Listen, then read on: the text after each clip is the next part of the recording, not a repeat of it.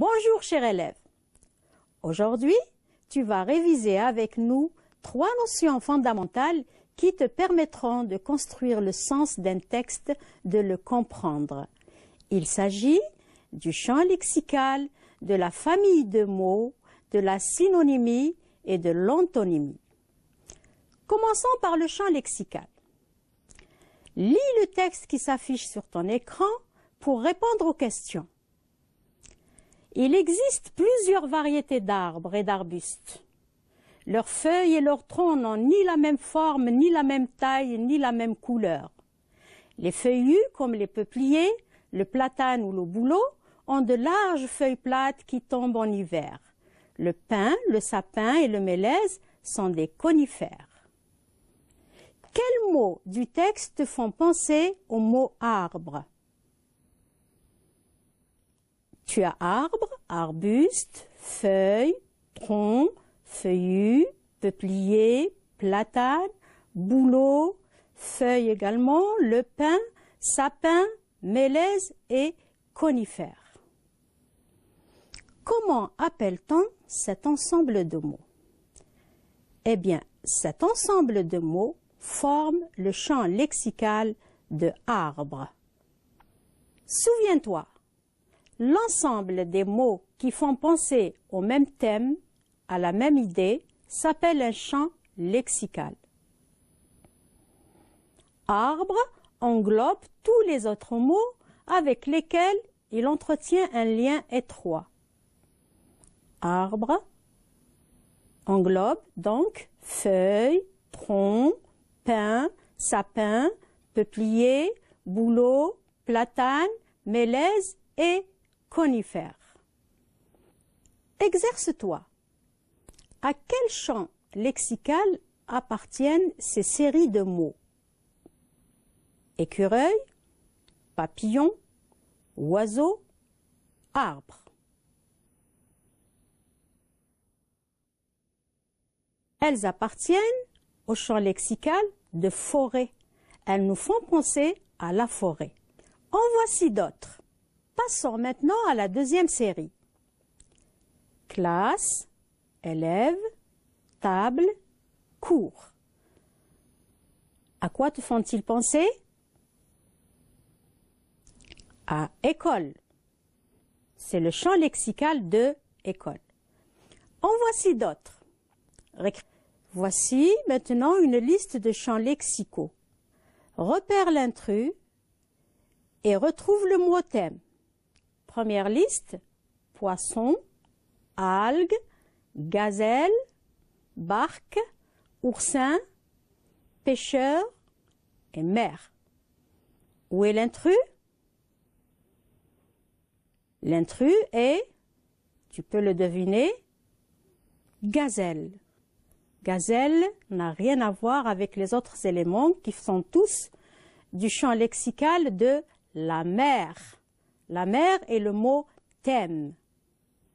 Deuxième liste, fruits, pommes, bananes, cerises, carottes, poires, oranges.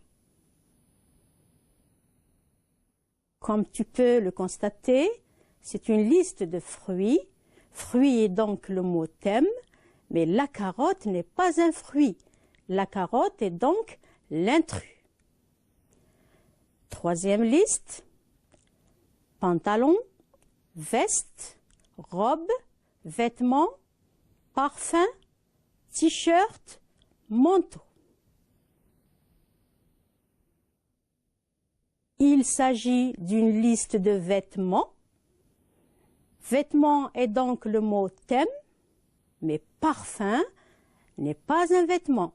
C'est donc l'intrus. Passons maintenant à la deuxième notion, la famille de mots. Observe les mots en gras dans l'énoncé qui suit. Un arbuste est un petit arbre.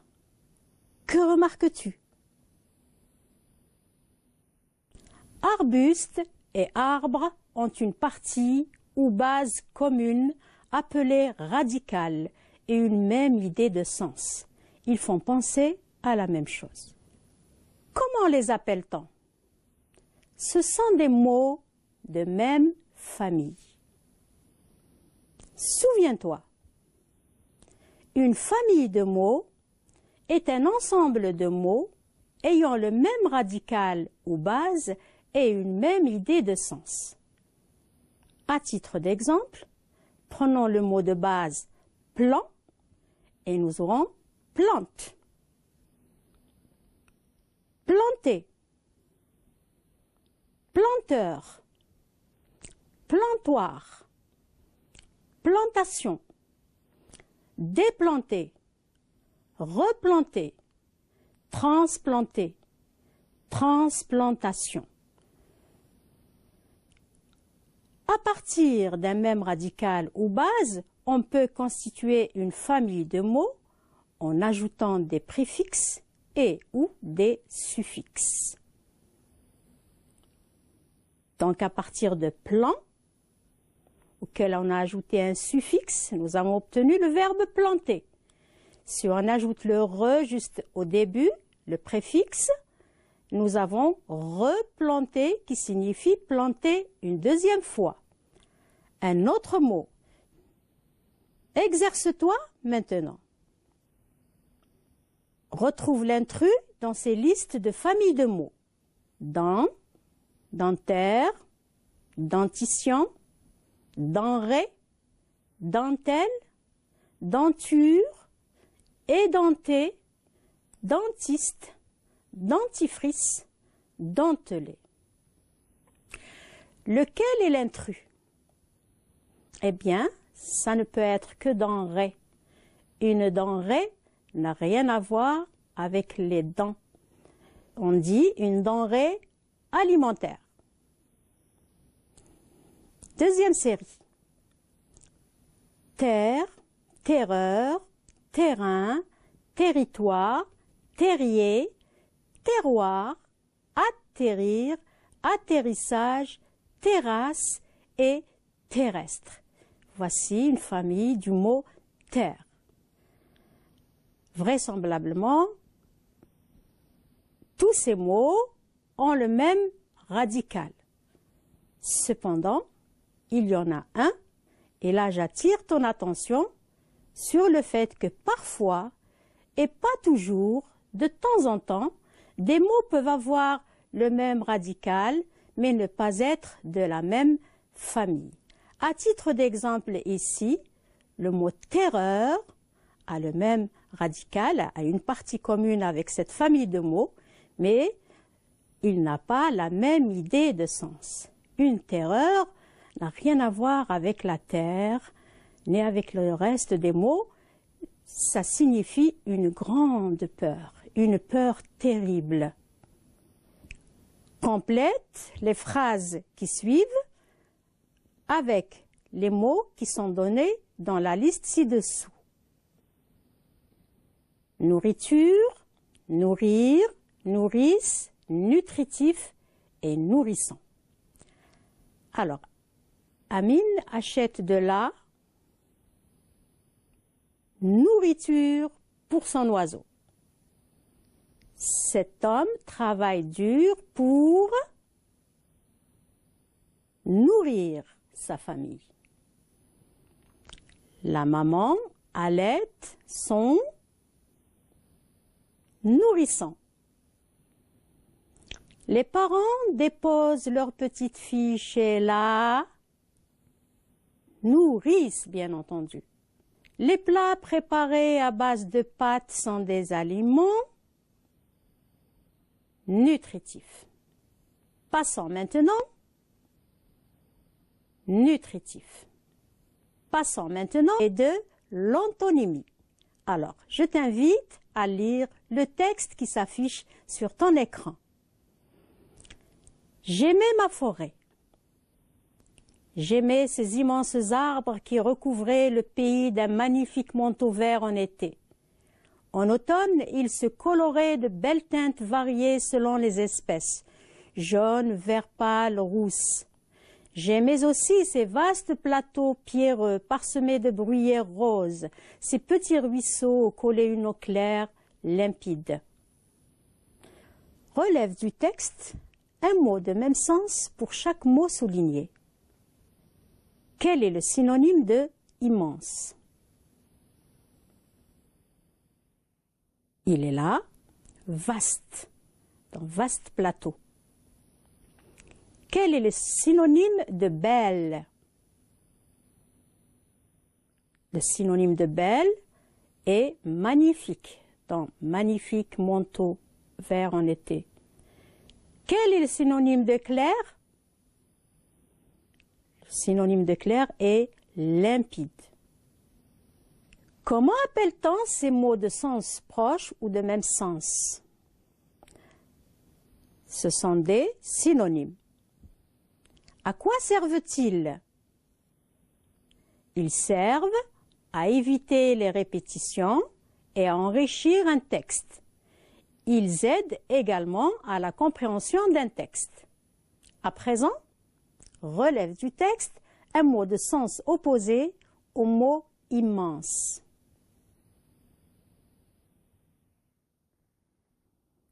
Eh bien, c'est petit. Comment appelle-t-on ces mots immense et petit? Ce sont des mots de sens contraire. Ce sont des antonymes. Ces mots sont-ils de même nature grammaticale?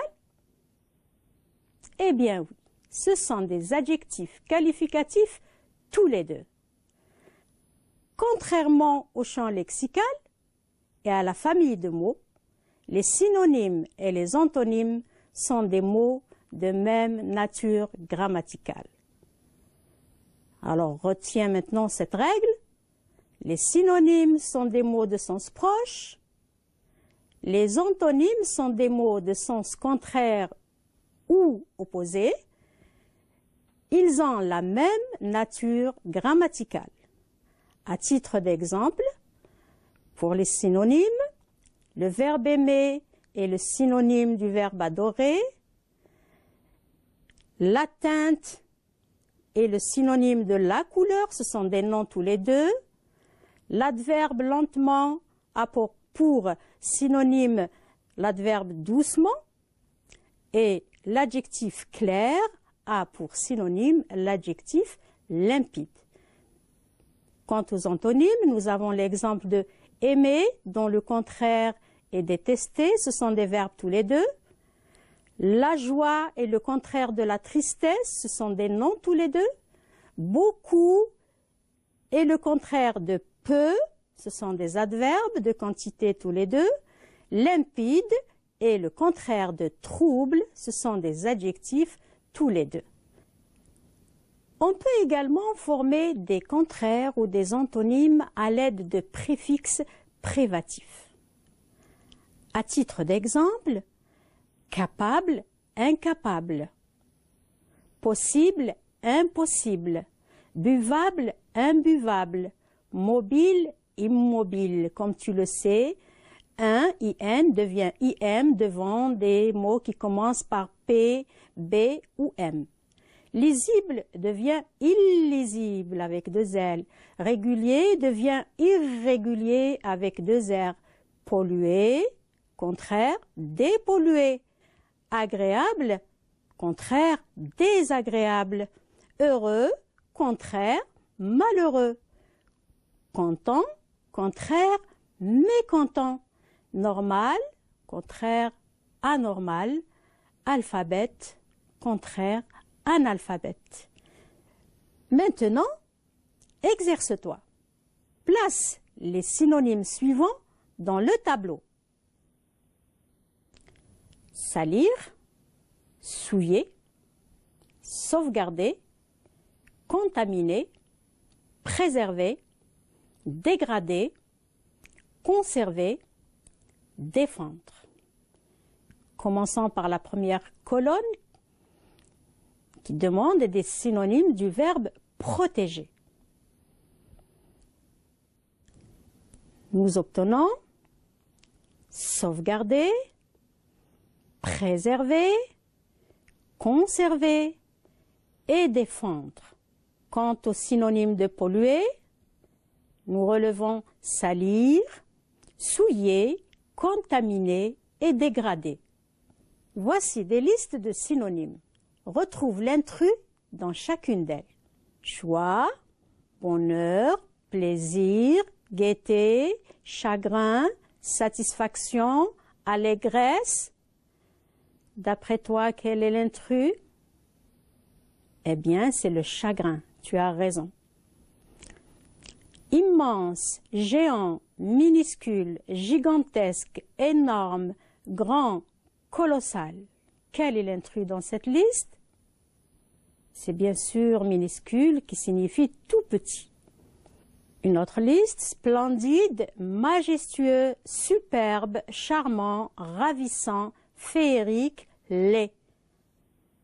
Quel est l'intrus? L'intrus est laid. La laideur, c'est le contraire de la beauté. Maintenant, remplace chaque mot souligné par son contraire.